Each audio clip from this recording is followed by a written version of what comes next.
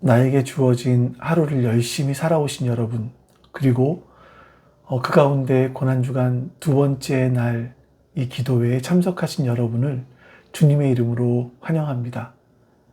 그리고 축복합니다. 오늘도 우리 신앙 고백하심으로 고난주간 두 번째 날 기도회를 시작하겠습니다. 우리 신앙 고백하겠습니다. 전능하사 천지를 만드신 하나님 아버지를 내가 믿사오며 그 외아들 우리 주 예수 그리스도를 믿사오니 이는 성령으로 잉태하사 동정녀 마리아에게 나시고 본디오 빌라도에게 고난을 받으사 십자가에 못 박혀 죽으시고 장사한 지 사흘 만에 죽은 자 가운데서 다시 살아나시며 하늘에 오르사 전능하신 하나님 우편에 앉아 계시다가 저리로서 산자와 죽은 자를 심판하러 오시리라. 성령을 믿사오며 거룩한 공회와 성도가 서로 교통하는 것과 죄를 사하여 주시는 것과 몸이 다시 사는 것과 영원히 사는 것을 믿사옵나이다. 아멘. 이제 우리를 위해 십자가를 지러 오신 주님을 같이 찬송하겠습니다.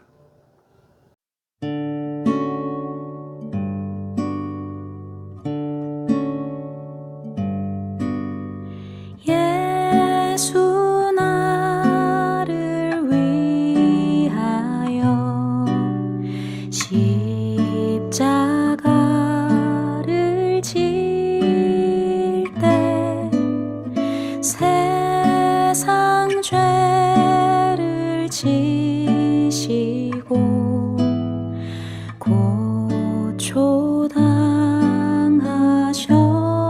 고초당하셨네.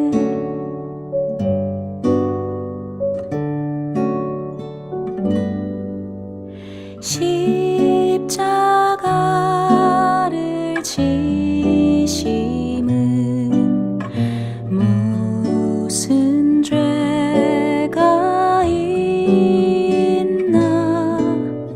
저 무지한 사람들 메시아 죽였네. 예수여 예수여 나의 죄 위하여 보배 피를 흘리니 죄인 받으소서.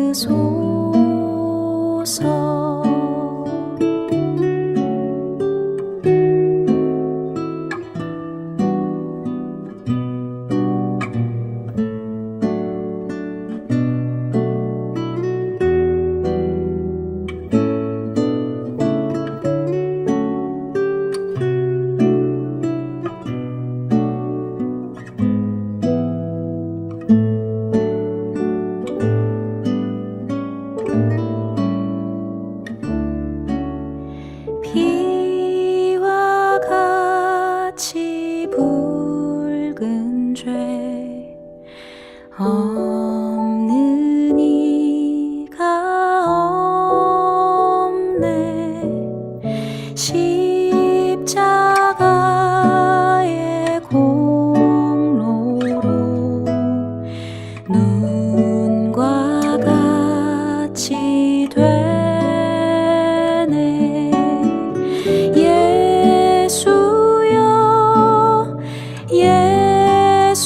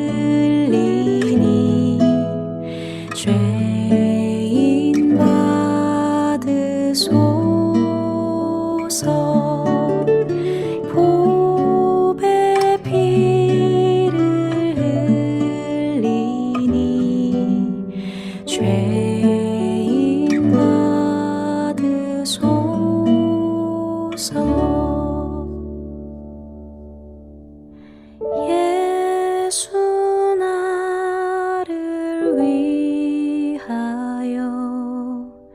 십자가를 질 때 세상 죄를 지시고 고초다 하셨네.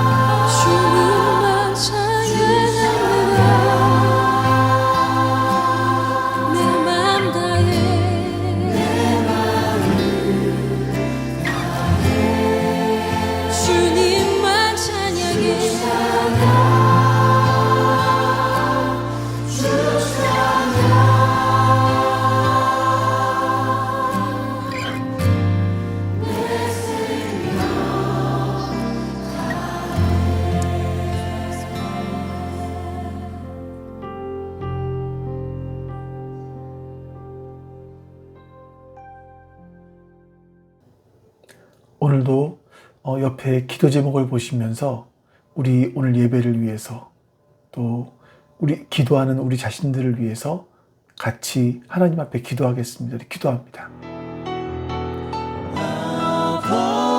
아버지여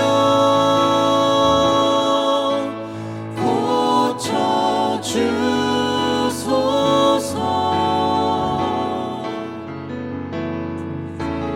이 나라 주의 것 되게 하소서.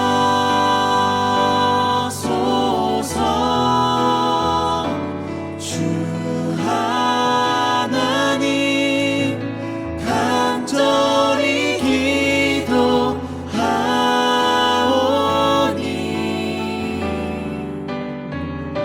사랑 이 땅 새롭게 하소서.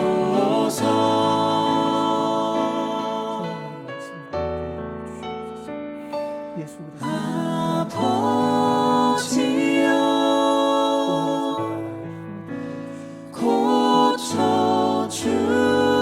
고쳐주소서. 아버지 하나님, 오늘도 우리 하나님 앞에 예배드릴 수 있는 이 귀한 은혜를 주셔서 감사합니다. 주님, 오늘도 주께서 우리에게 말씀을 주시고 또 그 말씀을 따라 기도할 터인데 하나님, 그 말씀이 내 안에 살아있게 해주시옵소서. 운동력이 있게 해주시옵소서. 그래서 하나님, 그 말씀이 나를 변화시키게 해주시옵소서. 성령 하나님, 말씀과 함께 나의 안에서 일하셔서 나를 변화시켜 주시옵소서. 말씀의 사람 되게 해주시옵소서. 감사드립니다. 우리 주 예수 그리스도의 이름으로 기도하옵나이다. 아멘.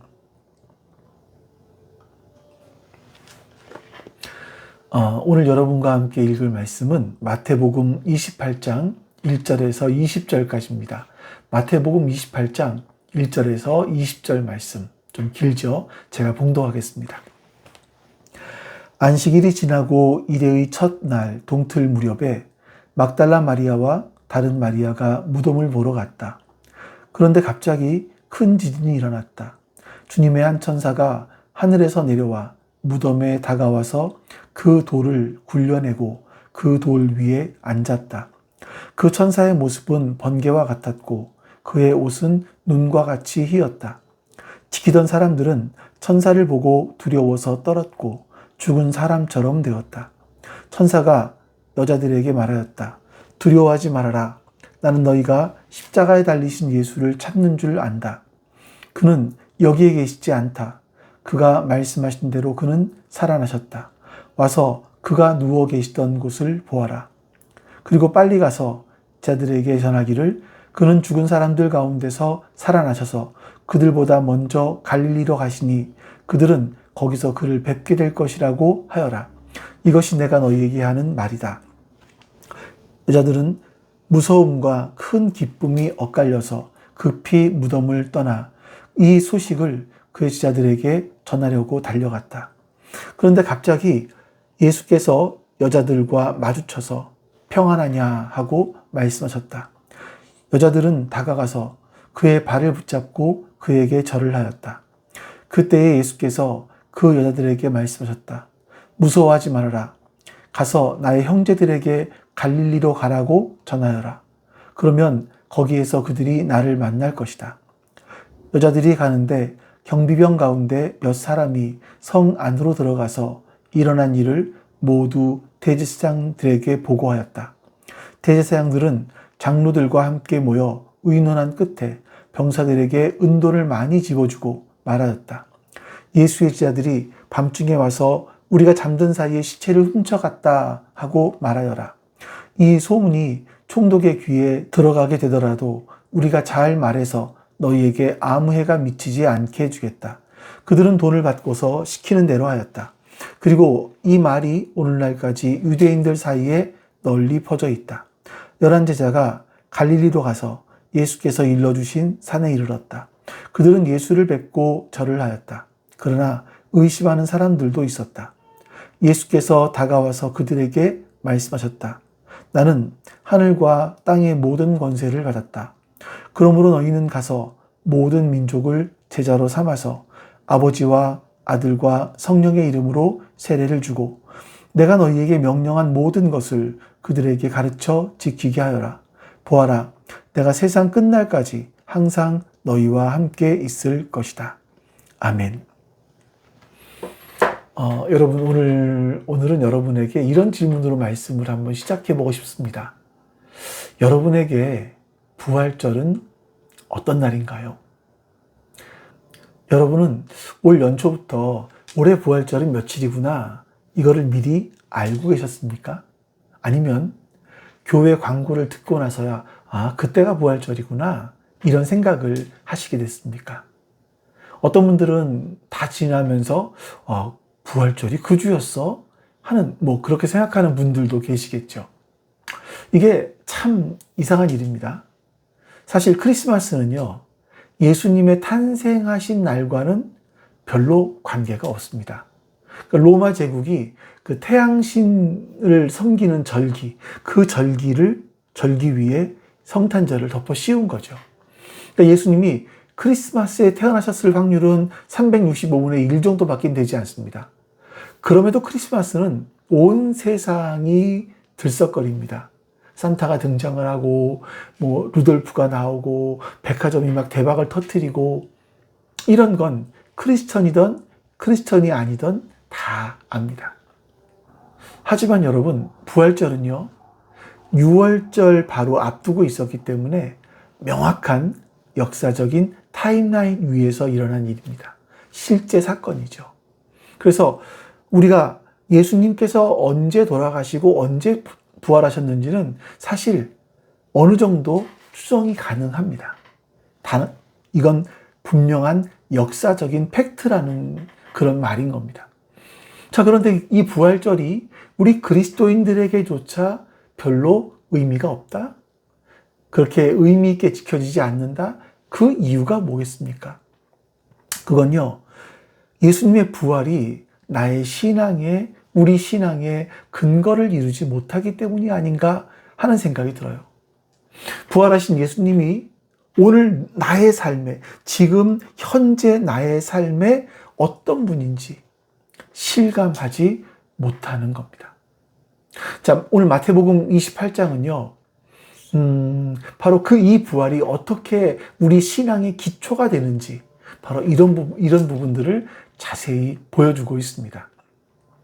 자, 우리가 어제 보았던 것 연장으로 해서 이 부활의 장면에서 또다시 여인들이 등장을 하죠. 어제 본 것처럼 부활의 첫 번째 증인은 여인들이었었습니다. 그러니까 당시 여인들이 법정에서 증언을 할 수 있는 어떤 공식적인 그런 인정받지 못하는 자리에 있었다고 말씀을 드렸어요. 만약에 누군가가 예수님의 부활 이야기를 꾸며내기 위해서 조작을 한 것이라면 여인들을 등장시키면 안 됩니다. 정말 어리석은 선택이죠. 그 자체가, 여인이 처음 나왔다라는 자체가 조작했다는 것이 아니라 이거는 사실이다.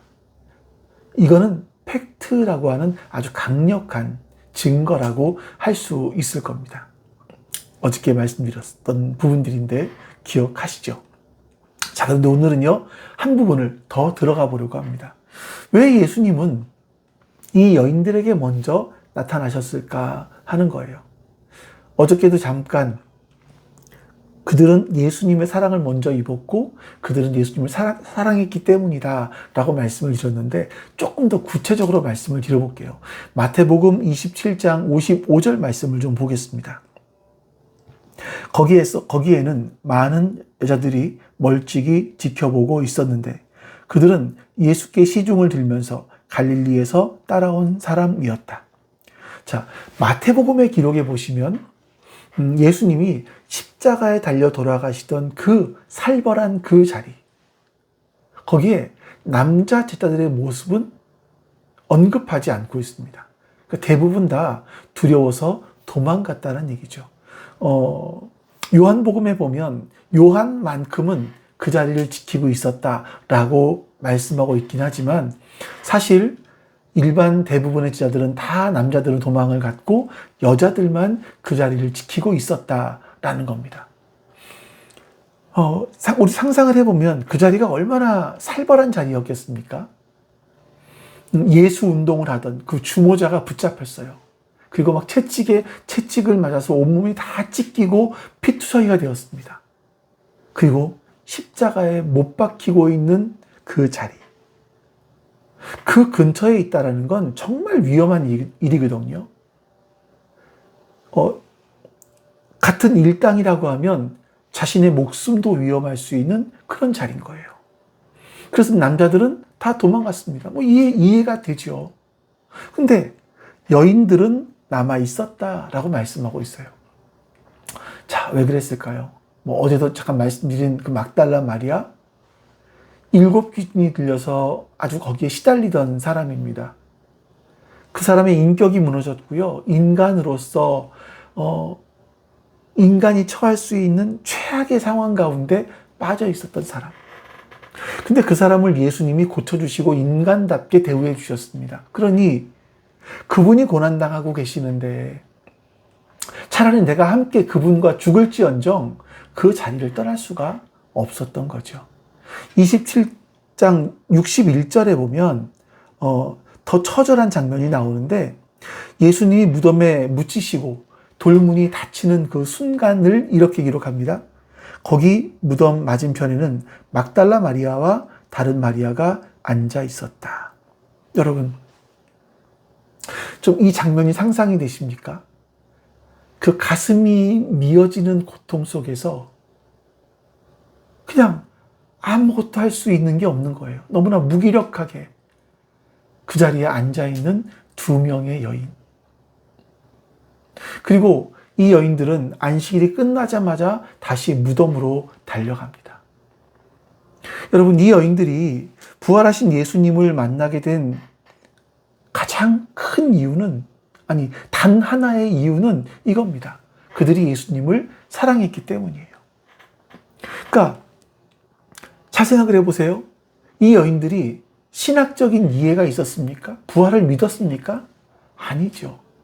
그냥 예수님을 사랑했어요. 예수님을 사랑했던 것이 그들로 하여금 십자가 옆에 있게 했고 그들로 하여금 무덤 앞에 있게 했습니다.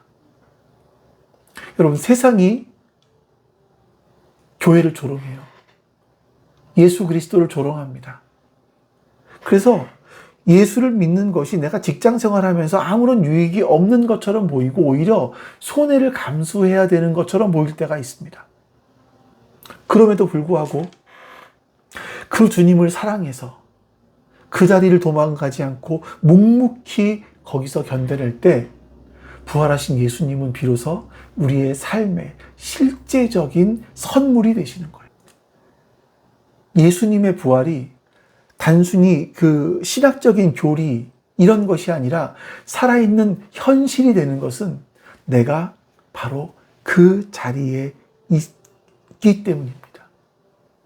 여러분은 지금 예수님의 그 십자가 곁에 계십니까? 여러분은 지금 예수님이 돌아가신 그 무덤 속에 계십니까? 무덤 앞에 계십니까? 아니면 무서워서 도망간 남자 제자들처럼 그 자리를 피해 계십니까? 예수님은요, 이 여인들에게 먼저 나타나셨어요. 우리 9절 말씀을 같이 보겠습니다. 그런데 갑자기 예수께서 여자들과 마주쳐서 평안하냐 하고 말씀하셨다. 여자들은 다가가서 그의 발을 붙잡고 그에게 절을 하였다.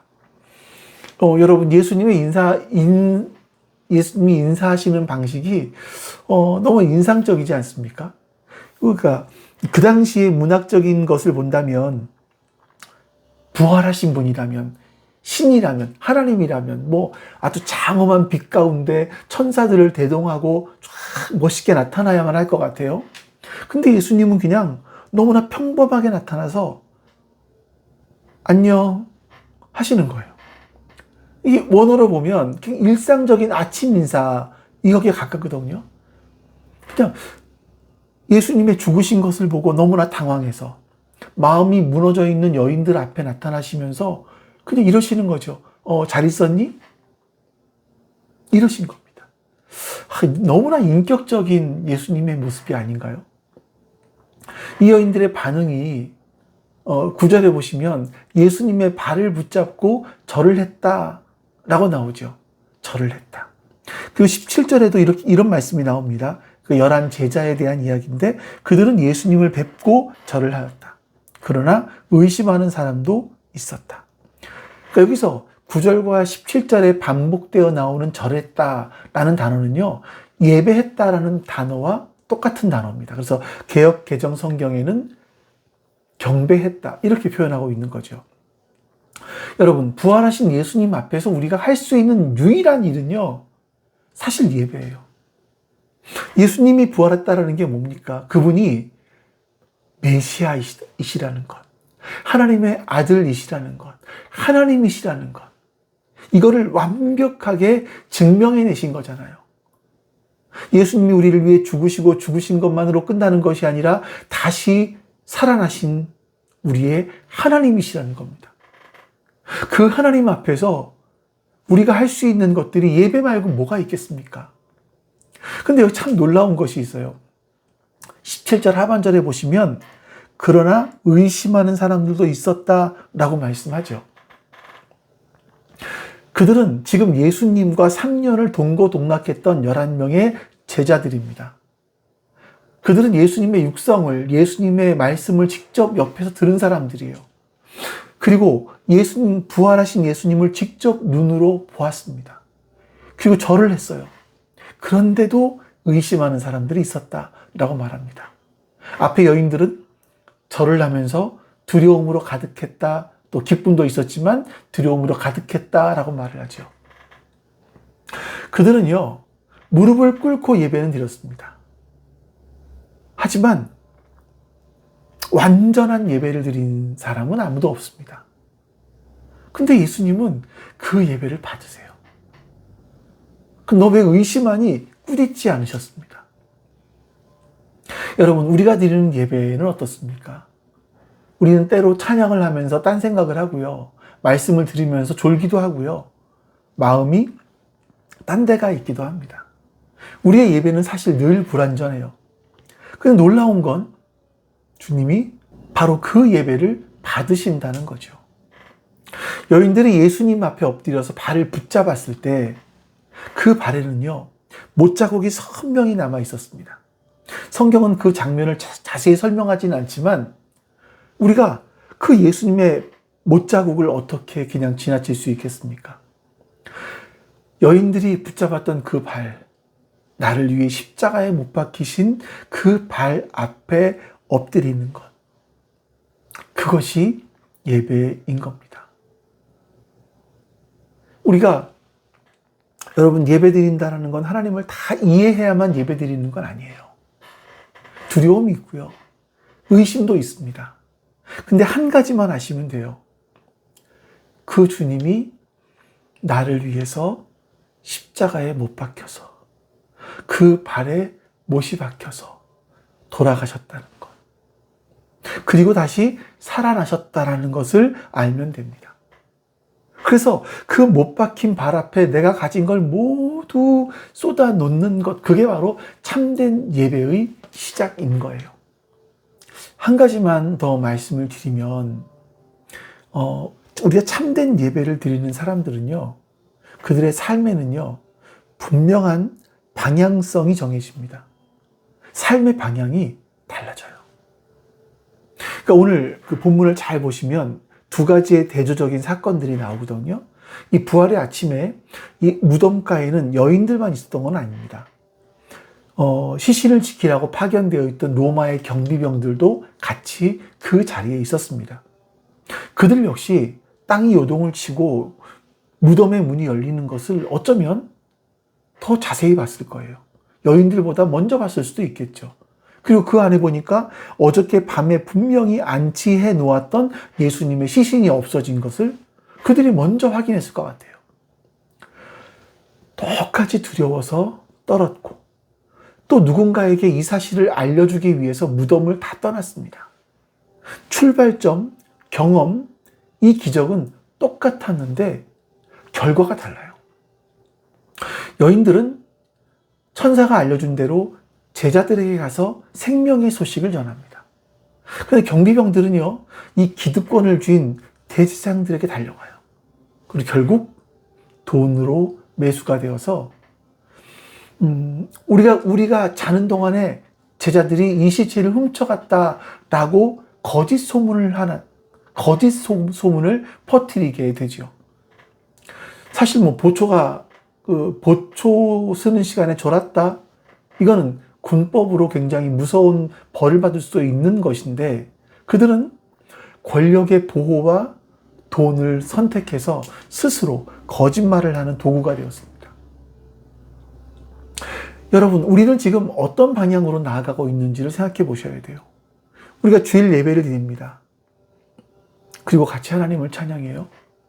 근데 이 예배가 끝나고 교회 문을 나서는 순간 그냥 그 말씀, 그 예배가 내 마음에 잠시 동안 주는 위안이 되고 그냥 사라져 버린다면 어쩌면 우리는 경비병과 똑같을지 모르겠어요.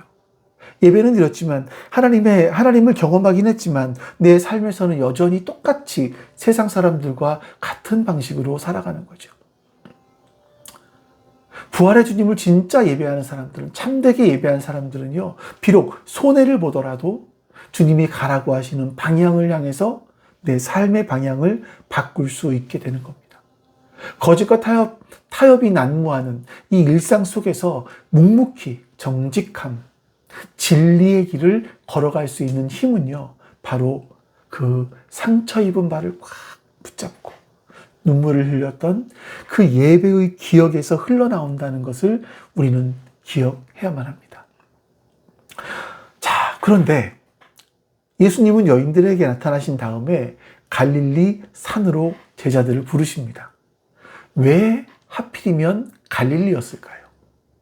마태복음 4장 15절에 보시면 예수님이 자신의 사역을 이사야서의 말씀을 빌어서 설명을 하십니다. 이렇게 말씀하시죠. 스불론과 납달리 땅, 요단강 건너편 바다로 가는 길목, 이방 사람들의 갈릴리, 어둠에 앉아있는 백성이 큰 빛을 보았고 그늘진 죽음의 땅에 앉은 사람들에게 빛이 빛이었다. 그러니까 갈릴리는 사실 지중해로 나아가는 통로였었습니다. 예수님은 갈릴리를 통해서 복음이 땅끝까지 퍼져나갈 것을 보고 계셨던 겁니다. 마태복음은요, 산에서 시작해서 산으로 끝납니다. 산상수훈에서 하나님 나라의 복음을 가르치셨고 변화산에서 하나님의 아들 되심을 드러내셨어요. 그리고 이제 갈릴리의 산에서 그 복음이 땅끝까지 전하여지라고 말씀하시는 거죠. 우리 28장 19절부터 보겠습니다. 그러므로 너희는 가서 모든 민족을 제자로 삼아서 아버지와 아들과 성령의 이름으로 세례를 주고 내가 너희에게 명령한 모든 것을 그들에게 가르쳐 지키게 하여라. 보아라, 내가 세상 끝날까지 항상 너희와 함께 있을 것이다. 여러분, 이 예수님의 명령에서 핵심 동사는 딱 하나입니다. 제자를 삼아라. 제자로 삼아라 이거죠. 가고 세례를 베풀고 가르치고, 이것은 모두가 제자 삼는 일을 이루는 과정이에요.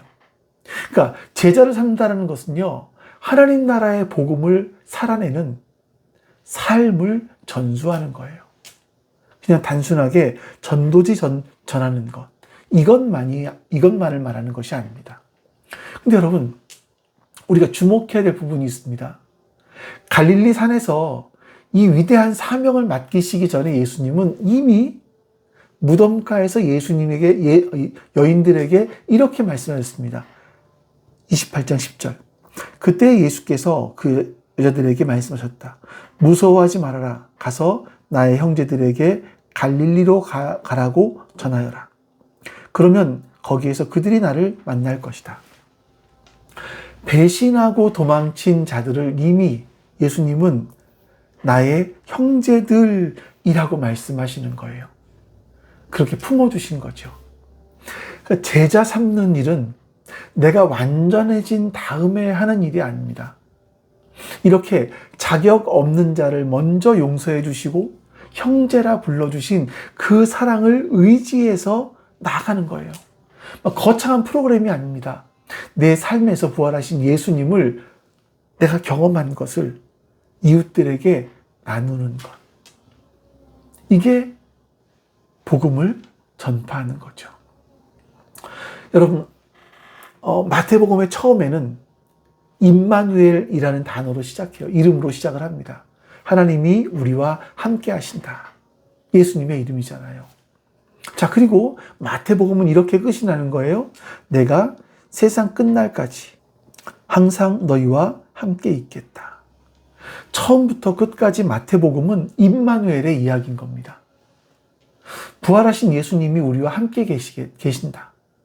그렇기 때문에 우리는요, 불완전한 예배를 드리면서도 그분의 발을 붙잡을 수 있고 여전히 부족한 제자이면서도 누군가에게 복음을 전수할 수 있는 겁니다. 부활은요, 1년에 한 번씩 삶은 달걀을 나누면서 지나가는 가벼운 절기가 아닙니다. 부활은 우리의 신앙생활을 지탱하는 가장 강력한 기초입니다. 십자가에 찢기신 주님의 발을 붙잡고 온 마음을 다해서 참된 예배를 드리는 것. 그리고 그 예배의 감격을 안고 내게 주어진 일상의 갈릴리로 나아가는 것. 그래서 그 곁에 있는 사람들에게 나도 많이 부족하지만 우리 이 복음으로 같이 한번 살아보자 라고 진솔하게 손을 내미는 것. 이 신앙은요, 결국 이 두 가지 호흡의 반복인 거예요. 그리고 이 호흡이 쌓일 때 일상은 내가 그냥 견뎌내야 되는 시간이 아니라 우리가 거룩한 영성의 현장으로 빚어지게 되는 겁니다. 나 혼자 구원받고 평안을 누리는 것을 넘어서 여전히 삶의 두려움과 의심 속에 있는 이웃들에게 다가가서 상처 입은 주님이 나를 어떻게 안아주셨는지 바로 그것을 나누는 삶, 이것이 바로 부활 신앙 위에서 피어나는 것입니다. 근데 여러분, 부활이 우리에게 의미가 없어진 것은 우리가 십자가 곁을 떠났기 때문인 거예요. 여러분, 다시 주님의 십자가 옆으로 오십시오. 그 자리에서 예수님을 사랑하는 사람에게 부활하신 주님은 반드시 찾아오십니다. 그리고 찾아오신 그분 앞에 우리는 엎드리는 거죠. 못 박히신 주님의 그 발을 붙잡는 겁니다. 예배 드리는 겁니다. 그 예배를 통해서 힘을 얻고 오늘도 우리는 우리 곁에 누군가에게 걸어갈 수 있는 겁니다. 여러분, 부활은요, 절기가 아닙니다. 부활은 우리 신앙의 기초입니다. 우리 오늘도 주님께서 가르쳐 주신 그 기도에 맞추어서 오늘 말씀을 따라서 기도하겠습니다. 우리 기도합니다. 내 백성이 나를 떠나 돌아섰지만 내 사랑이 내 백성을 포기 못하니 내 모든 것 내어주고 나 그들을 얻으리라. 여호와께 돌아가자. 우린 돌아서도 그는 변치 않네. 여호와께 돌아가자. 우린 넘어져도 그 사랑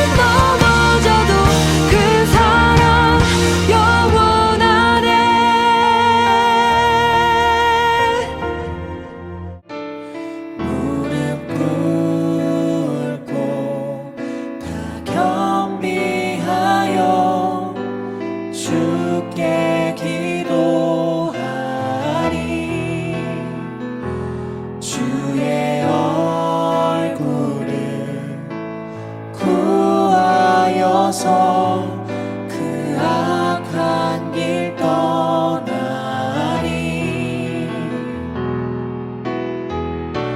주님의 자비로 죄를 사하며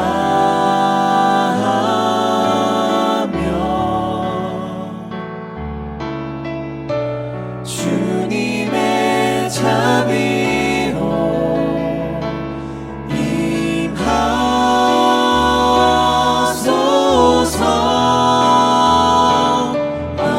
아버지여 고쳐주소서.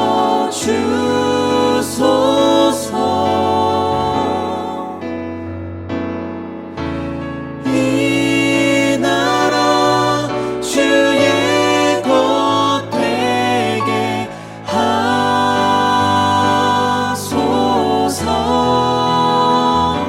주 하나님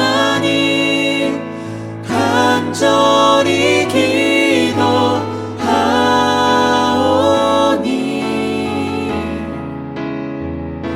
상하니 땅 새롭게 하소서.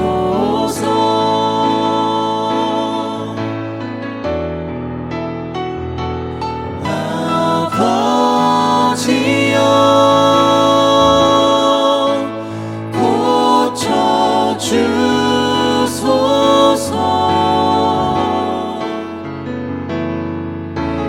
이 나라 주의 것 되게 하소서. 주 하나님 간절히 기도하오니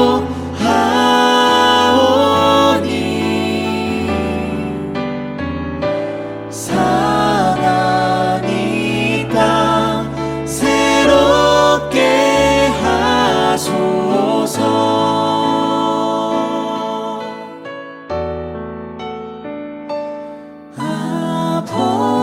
아버지여 고쳐주소서.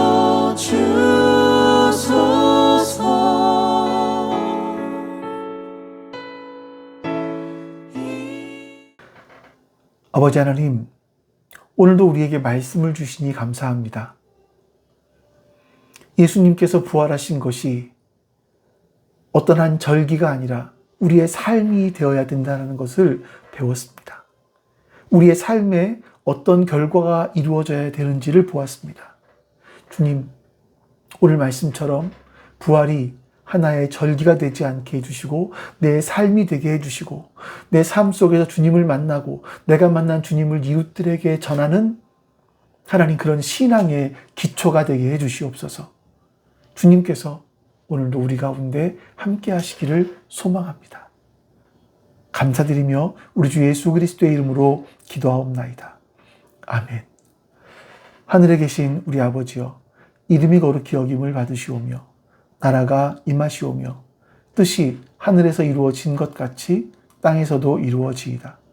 오늘 우리에게 일용할 양식을 주시옵고 우리가 우리에게 죄진 자를 사하여 준 것 같이 우리 죄를 사하여 주시옵고 우리를 시험에 들게 하지 마시옵고 다만 악에서 구하시옵소서.